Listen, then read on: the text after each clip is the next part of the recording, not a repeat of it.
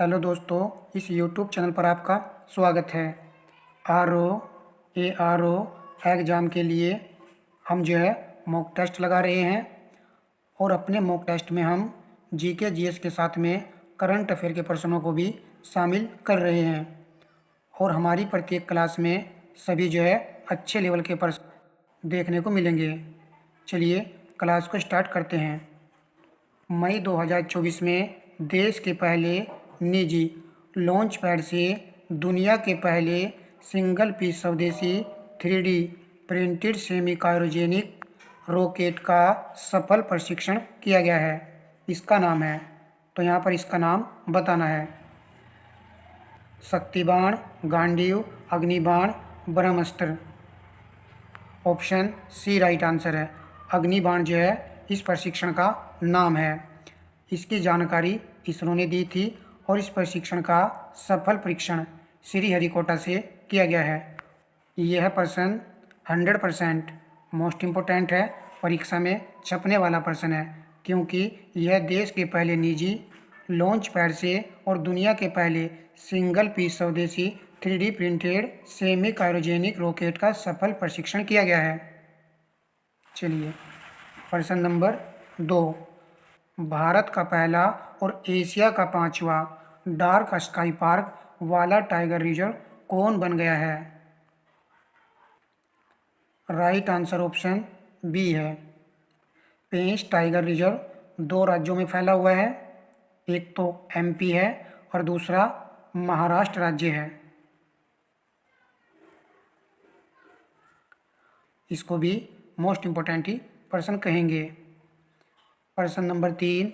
हाल ही में किस राज्य में एंटीबायोटिक्स के अत्यधिक उपयोग को रोकने के लिए operation Amrit antimicrobial resistance intervention for total health शुरू किया गया है?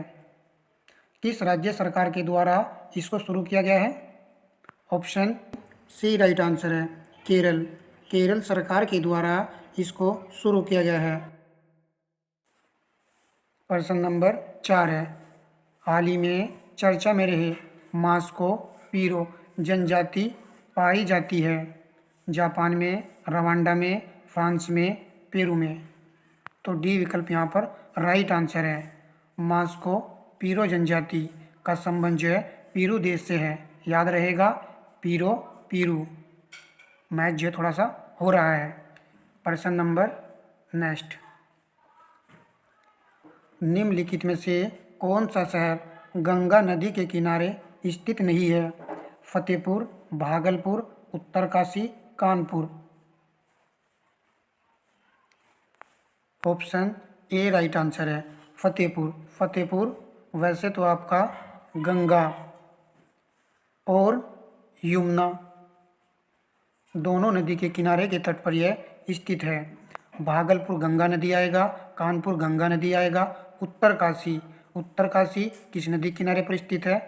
भागीरथी नदी के किनारे पर स्थित है, परंतु भागीरथी का सम्मिलित नाम ही गंगा नदी है, तो इसलिए ज़्यादा कारगर आंसर इसका ऑप्शन ए विकल्प यहाँ पर बन रहा है। चलिए प्रश्न नंबर नेक्स्ट देखिए। काहिरा का समय ग्रीनविच से 2 घंटे आगे है, अतः यह स्थित है। तो यहाँ पर आप ग्रीनविच है आपके यहाँ पर, इससे क्या कह रहा है कि काहिरा का समय 2 घंटे क्या है? आगे है। तो यदि आपने ऑप्शन बी विकल्प चुना है तो बिल्कुल सही चुना है। 30 डिग्री पूर्व देशांतर पर। देखिए किस प्रकार 2 घंटे कहा गया है। ऑप्शन से भी आप इसको लगा सकते हो। 1 घंटा बराबर कितने डिग्री के बराबर होता है? 15 डिग्री के बराबर होता है। और 30 को आप 15 से डिवाइड करेंगे, कितना आएगा? 2 घंटे आएगा। तो 2 घंटे ऊपर लिखा हुआ है, हो चुका है नहीं हो चुका है? हो चुका है। अब आगे कहा है, आगे कहने की वजह से पूर्व देशांतर पर आएगा, पश्चिमी देशांतर पर नहीं आएगा।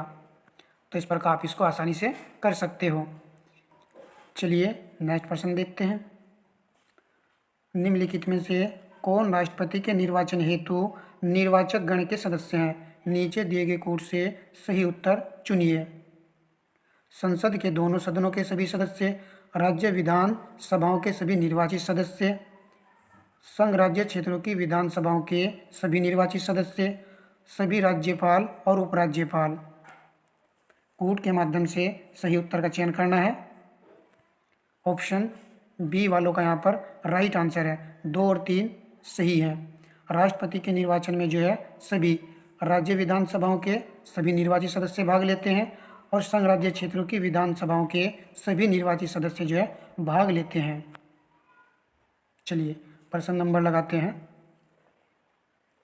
नेक्स्ट, निम्नलिखित कथनों पर विचार कीजिए।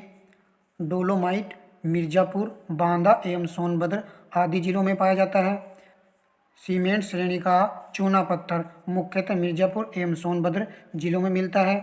उपयुक्त में से सही कथन की पहचान करिए तथा कोड की सहायता से सही उत्तर चुनिए। देखिए कथन वाला प्रश्न है।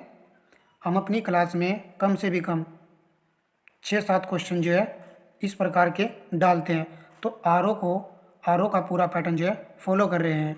एक विद्यार्थी ने कमेंट किया था कि सर जो है कठिन से कठिन प्रश्नों को बनाइए और स्टेटमेंट वाले क्वेश्चन जो है ज़्यादा डालिए, परंतु मैं सभी प्रश्नों को इंक्लूड करता हुआ चल रहा हूँ।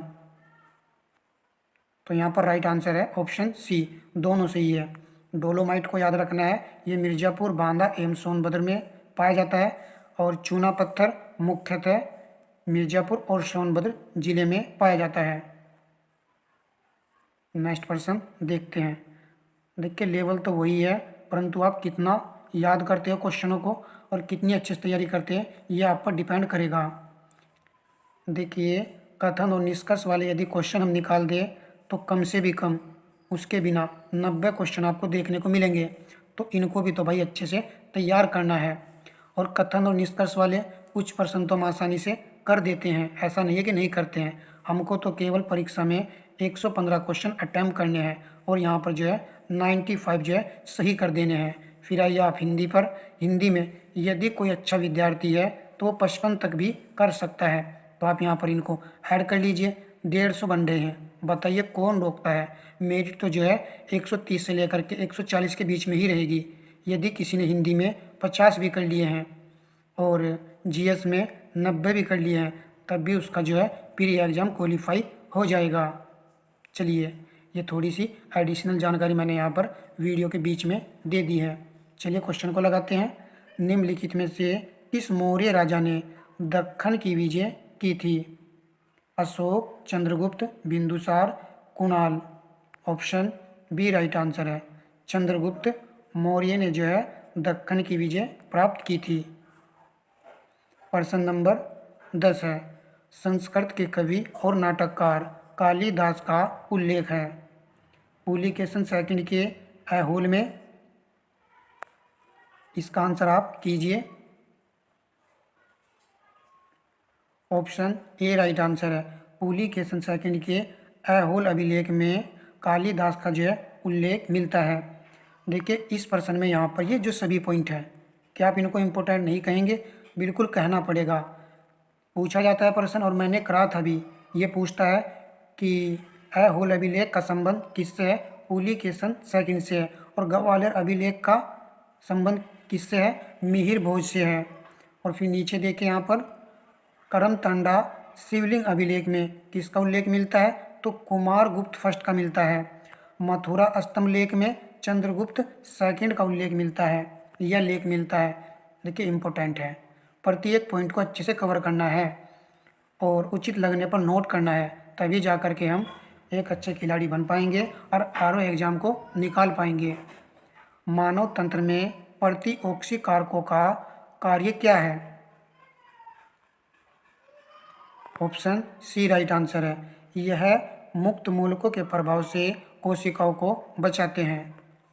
प्रतिओक्षी कारक एंटीऑक्सीडेंट्स वे पदार्थ होते हैं जो मुक्त मूलकों का समन करते हैं। तो ये मुक्त मूलकों का समन करते हैं, यानी कि इसके प्रभाव से कोशिकाओं को बचाते हैं। देखिए भोजन के दौरान कुछ मुक्त मूलक हमारे आमाशय में इकट्ठा हो जाते हैं, जिससे जैविक प्रक्रिया प्रभावित होती है, तो उसी के लिए ये कार्य करते हैं। नेक्स्ट प्रश्न देखते हैं। मिलान संबंधी प्रश्न है। सूची फर्स्ट का सूची सेकंड से सुमेलित कीजिए तथा सूचियों के नीचे दिए गए कोड की सहायता से सही उत्तर का चयन कीजिए। एनीमोमीटर से वायु का वेग मापा जाता है। 1 का 3 आएगा। 1 का 3 केवल ऑप्शन डी में है, तो डी प्रश्न का राइट आंसर है। सिस्मोग्राफ से भूकंप को मापा जाता है। बैरोग्राफ से वायुमंडलीय दाब और हाइग्रोमीटर से आर्द्रता को मापते हैं, तो डी ही यहाँ पर राइट आंसर है। तो लाइक एंड शेयर वीडियो को आप कर दीजिएगा। काफ़ी विद्यार्थी करते हैं, तो आप सभी को लाइक शेयर अवश्य करना है। प्रश्न नंबर 13 है। यदि पृथ्वी का गुरुत्वाकर्षण बल अचानक लुप्त हो जाता है तो निम्न में से कौन सा परिणाम सही होगा? वस्तु का भार शून्य हो जाएगा परंतु द्रव्यमान वही रहेगा। वस्तु का भार शून्य हो जाएगा परंतु भार वही रहेगा, तो ऑप्शन ए राइट आंसर है। वस्तु का भार शून्य हो जाएगा परंतु द्रव्यमान तो वही रहेगा, तो ए ही राइट आंसर है। प्रश्न नंबर 14 है। कमरे में रखा रेफ्रिजरेटर का दरवाज़ा खोलकर आप कमरे को कुछ डिग्री ठंडा कर सकते हैं। आप इसको रेफ्रिजरेटर के तापमान तक ठंडा कर सकते हैं। आप अंततः कमरे को थोड़ा गर्म कर सकते हैं। आप कमरे को न तो गर्म और न ही ठंडा कर सकते हैं। इम्पोर्टेंट प्रश्न है, सी चुनने वालों का राइट आंसर है। आप अंततः कमरे को थोड़ा गर्म कर सकते हैं। यदि इस प्रकार के प्रश्न आप सही कर रहे हो तो अच्छी बात है, यदि गलत कर रहे हो तो फिर देख लीजिए कितनी बेकार बात है। प्रश्न नंबर लगाते हैं नेक्स्ट। हाल ही में नाटो के नए महासचिव के रूप में किसे नियुक्त किया गया है? ऑप्शन ए राइट आंसर है, मार्क रूट को। मार्क रूट को जो है नियुक्त किया गया है।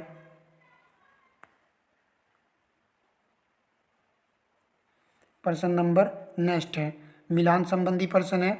सूची फर्स्ट का सूची सेकंड से मिलान करना है।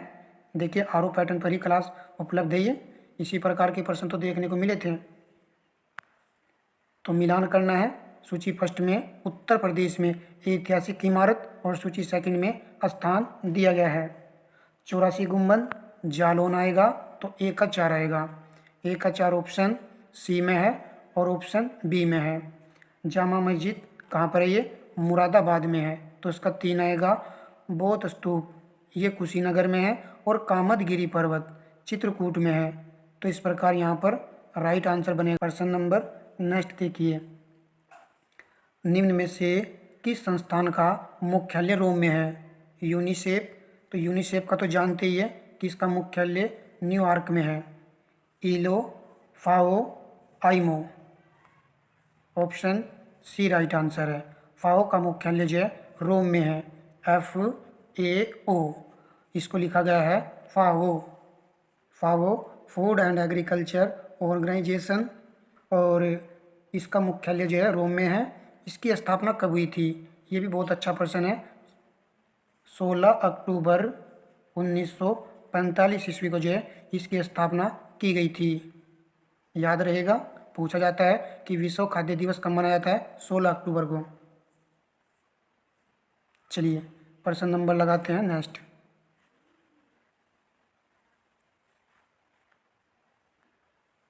करंट का प्रश्न है। मई 2024 में निम्नलिखित में से किस भारतीय अभिनेता या अभिनेत्री को महिलाओं के अधिकारों के लिए खड़ा होने के लिए freedom of the city of London पुरस्कार से सम्मानित किया गया है? विद्या बालन, अक्षय कुमार, शबाना आजमी, अनुष्का शर्मा, तो ऑप्शन सी राइट आंसर है। शबाना आजमी को freedom of the city of London पुरस्कार से इसको सम्मानित किया गया है। यह अभिनेत्री महिलाओं के अधिकारों के लिए खड़ी हुई थी।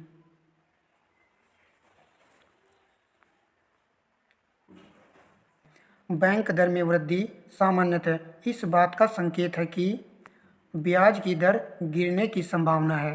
पहला ये कहा गया है।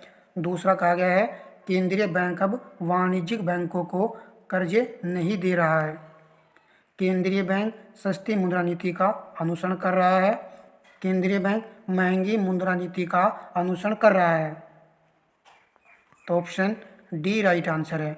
याद रखना है कि केंद्रीय बैंक महंगी मुद्रा नीति का अनुसरण कर रहा है यदि वह बैंक दर में सामान्य वृद्धि कर रहा है।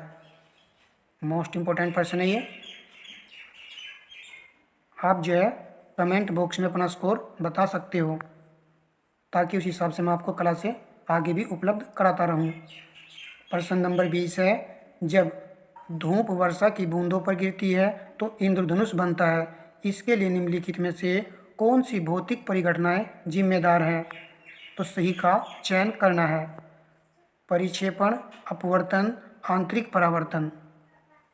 तो डी चुनने वालों का यहाँ राइट आंसर होगा। जब इंद्रधनुष बनता है तब जो है ये तीनों पॉइंट जो इसके लिए तीनों पॉइंट जो है इस भौतिक परिघटना के लिए जिम्मेदार होते हैं। प्रश्न नंबर नेक्स्ट है, यह भी अच्छा प्रश्न है। निम्नलिखित युग्मों पर विचार कीजिए। राष्ट्रीय उद्यान, उद्यान से होकर बहने वाली नदी। उपरोक्त युग्मों में से कौन सा या कौन से सही सुमेलित हैं? कार्बेट राष्ट्रीय उद्यान, गंगा नदी दिया गया है। काजीरंगा राष्ट्रीय उद्यान, मानस नदी दिया गया है। साइलेंट वैली राष्ट्रीय उद्यान, कावेरी नदी दिया गया है। गलत नहीं होना है, प्रश्न हमने आपको करा रखा है। तो ऑप्शन डी चुनने वालों का यहाँ पर राइट आंसर हो जाएगा। कोई नहीं, कोई भी यहाँ पर सही सुमेलित नहीं है। कार्बेट राष्ट्रीय उद्यान उत्तराखंड में है और ये राम गंगा नदी यानी कि यहाँ से राम गंगा नदी होकर बहती है। उसके बाद में काजीरंगा राष्ट्रीय उद्यान जो कि असम में है और यहाँ पर जो है मानस नदी होकर नहीं बहती है, यहाँ पर आएगा ब्रह्मपुत्र नदी। ब्रह्मपुत्र नदी जो है इससे होकर बहती है। साइलेंट वैली राष्ट्रीय उद्यान केरल में है और यहाँ पर जो है मैंने इस नदी का नाम आपको बताया था, तो एक अच्छा नाम है ये, ऐसे भी प्रश्न बन सकता है तो याद रखेंगे। इस नदी का नाम है कुंती पूजा। कुंती पूजा, कुंती पूजा नदी जो है इस राष्ट्रीय उद्यान से होकर के बहने वाली नदी है। चलिए नेक्स्ट प्रश्न देखते हैं। भारी पानी को ऐसा इसलिए कहते हैं क्योंकि, आंसर आप लगाइए। ऑप्शन डी राइट आंसर है। इसमें पानी में हाइड्रोजन का अपेक्षाकृत भारी समस्थानिक विद्यमान होता है। तो भारी जल का सूत्र क्या होता है? D2 होता है और इसका अणुभार जो है आणविक भार कितना होता है? 20 जो है होता है। और इसकी खोज जो है किसने की थी? यूरे ने की थी। चलिए नेक्स्ट प्रश्न देखते हैं। निम्नलिखित में से कौन सा भाग वनस्पति और जंतु दोनों ही कोशिकाओं में पाए जाते हैं? कोशिका कला, हरित लवक, रितिका। हरी लवक तो जंतुओं में नहीं पाया जाता, तो पहले वाला गलत हो जाएगा। कोशिका भित्ति, केंद्रक और रिक्तिका। कोशिका भित्ति कहाँ पर पाई जाती है? तो पेड़ों में देखने को मिलती है, वनस्पति में देखने को मिलती है, ये भी नहीं होगा।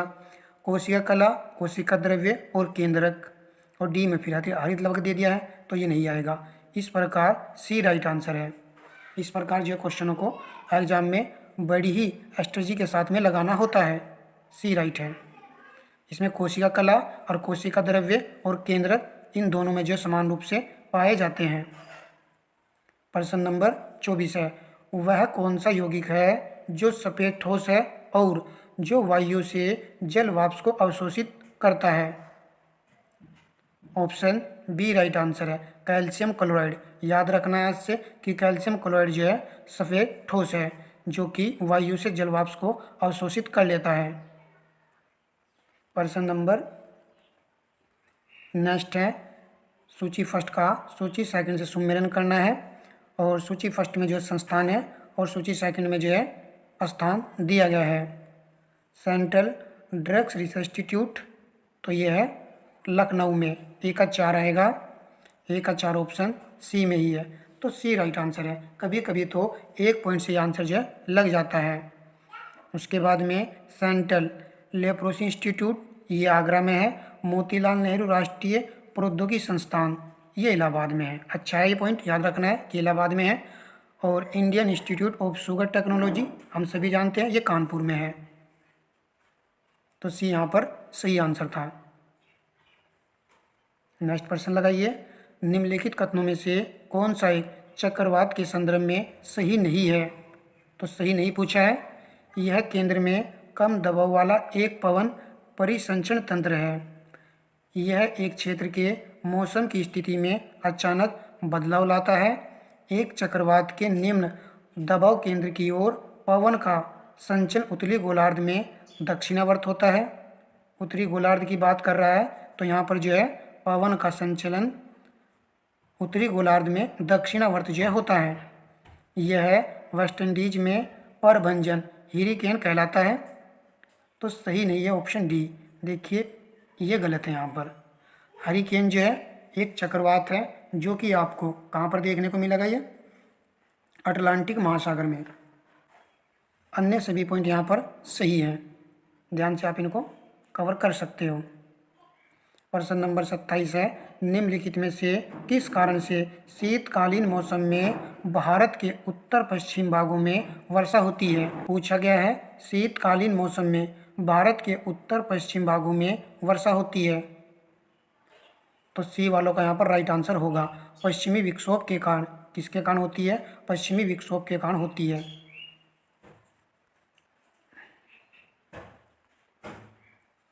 प्रश्न नंबर 28 है, भारतीय संविधान की प्रस्तावना में पंथ निरपेक्ष शब्द जोड़ा गया। तो ऑप्शन बी राइट है, 42वें संविधान संशोधन के द्वारा।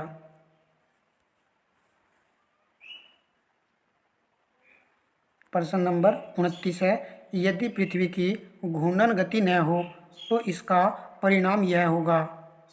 इसका परिणाम यह होगा कि सूर्योदय और सूर्यास्त नहीं होगा, दिन और रात्रि चक्र नहीं होगा, केवल एक ही ऋतु होगी। नीचे दिए गए कूट का प्रयोग कर सही उत्तर चुनिए।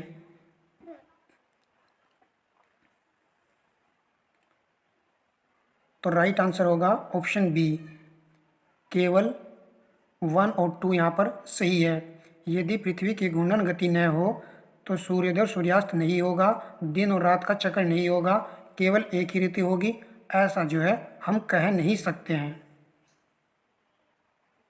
कितना अच्छा प्रश्न था ये। प्रश्न नंबर 30 है, निम्नलिखित में से कौन सा एक महासागरीय धाराओं के जनन का कारण नहीं है?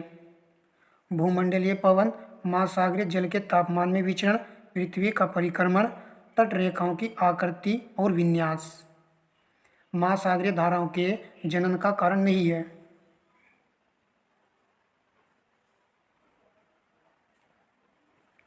सी राइट आंसर है, पृथ्वी का परिक्रमण, ये इसका कारण नहीं है। बाकी अन्य सभी यहाँ पर सही है। सेशन जो है आपको जरूर पसंद आ रहा होगा। जो समझते हैं फीलिंग्स को और मेहनत को, तो वीडियो को लाइक शेयर अवश्य कर देंगे। प्रश्न नंबर 31 है, निम्नलिखित अफ्रीकी देशों में से कौन सा देश भूवृद्ध नहीं है? इस नहीं पर जरूर ध्यान देना है। Zambia, Uganda, Angola, Zimbabwe. Option C right answer है, अंगोला। प्रश्न नंबर 32 है, पश्चिमी पवनों का उद्गम किसमें होता है? पश्चिमी पवनों का उद्गम यानी कि जन्म जो है किसके माध्यम से होता है?